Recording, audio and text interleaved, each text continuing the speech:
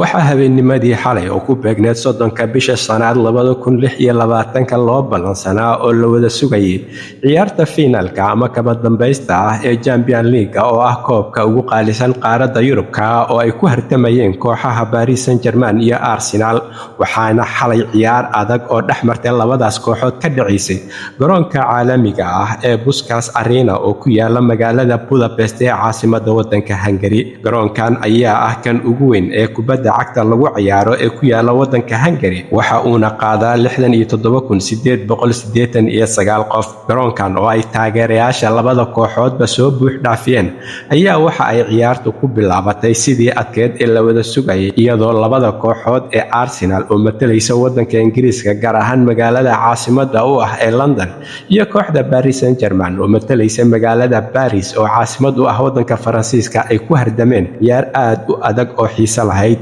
waxaa xusid iyo xusuusinba mudan in kooxda Arsenal ee reer London ay ugu dambeysay markii ugu horeysay oo ay final Champions League ah yimaadaan 20 sano ka hor oo ku beegneyd 2006 halka kooxda Paris Saint-Germain ay finaalkii ugu dambeeyay ay timid oo ay ku guuleysato koobka Champions League sanadkii tagay ee 2025. ciyaarta oo ahayd mid aad u xiiso badan xamaasadeedana leh ayaa waxa ay ku soo idlaatay guusha oo ay raacday kooxda Paris Saint-Germain taa oo ka dhigtay in markii labaad oo isku xigta ay ku guuleysato koobka Champions League oo ah kan ugu qaalisan ee qaaradda Yurub. waxa ayna Paris Saint-Germain sidaa ku noqotay kooxdii ugu horeysay 10 sano kadib oo 2 jeer oo isku xigta ku guuleysata koobka Champions League waxaana 10 sano ka hor sidaa oo kale ugu guuleystay 2 xilli ciyaareed oo isku xigta oo ay 2016 iyo 2017 ku guuleystay koobka Champions League kooxda Real Madrid ee reer Spain ee ka dhisan caasimadda waddanka Spain.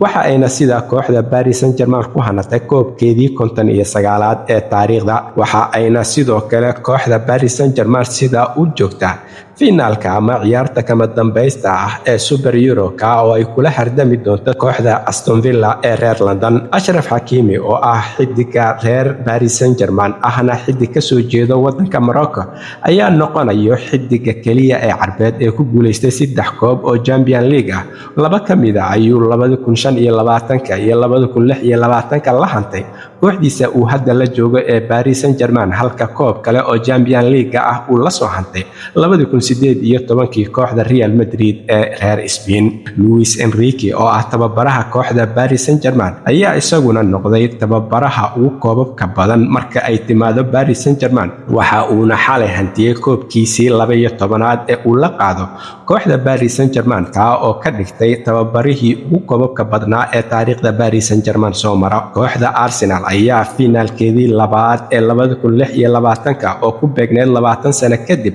markii ay kol hore 2006 ay madaxa isdareen ciyaar finaal ahayd oo aad u xiiso badneed. kooxda Barcelona ee reer Spain waxa ay iyaduna markii labaad guuldarro taariikhi ah kala kulantay kooxda Paris Saint-Germain. Arsenal ayaa waxaa xusid iyo xusuusinba mudan in 2006 markii ay ciyaarta finaalka la ciyaaraysay kooxda Barcelona ee reer Spain in ay iyadu guusha hogaaminaysay ilaa iyo daqiiqadii 76 oo ay kaliya uga harsaneyd 14 daqiiqo in ay ku noqoto kooxda horyaalka Champions League ku guuleysato. hayeeshee 14 daqiiqo ayaa Arsenal lagu bareejiyay loogana guuleystay koobkana lagu horqaatay. waxaana sidoo kale 2026 May oo ku beegneyd xalay mar kale dhacday in Arsenal ay hogaanka u haysay ciyaarta iyaduna guusha hogaaminaysay 1-0 ilaa iyo daqiiqadii 64aad. hayeeshee 26 daqiiqo ayaa kooxda Arsenal mar kale lagu bareejiyay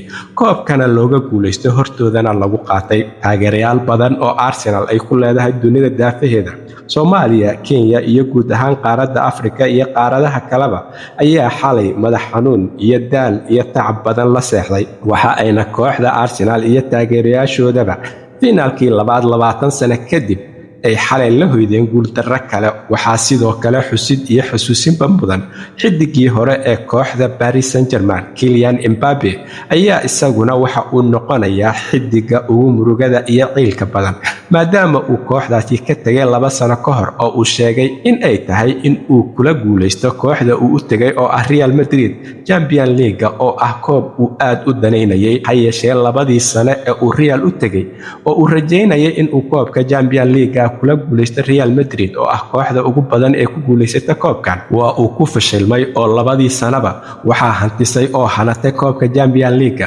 kooxdii uu ka tegay ee Paris Saint-Germain oo koob la'aanta uga tegay taa oo ka dhigtay xidigan mid meel cidla soo istaagay maadaama kooxdii uu u tegay kana rajeynayay in uu la hanto koobabka uu wax ku leeyahay kooxdii uu ka tegayna 2 jeer oo isku xigta ay hanatay koobka Champions League waxaan hambalyo iyo bogaadin halkan uga direynaa kooxda Paris Saint-Germain ee koobkeedii labaad ku guuleysatay sidoo kalena taageerayaasha kooxda Arsenal ee madax xanuunka iyo hurdo la'aanta ku dhacday xalay iyaguna waxaan leenahay guulal kale oo mustaqbalka ayaan idin rajaynaynaa halkani waa Somali Vision Norway ama codka Soomaaliyeed ee Norway waxaana idin la socodsiinayay aniga oo ah Cabdullaahi Shiine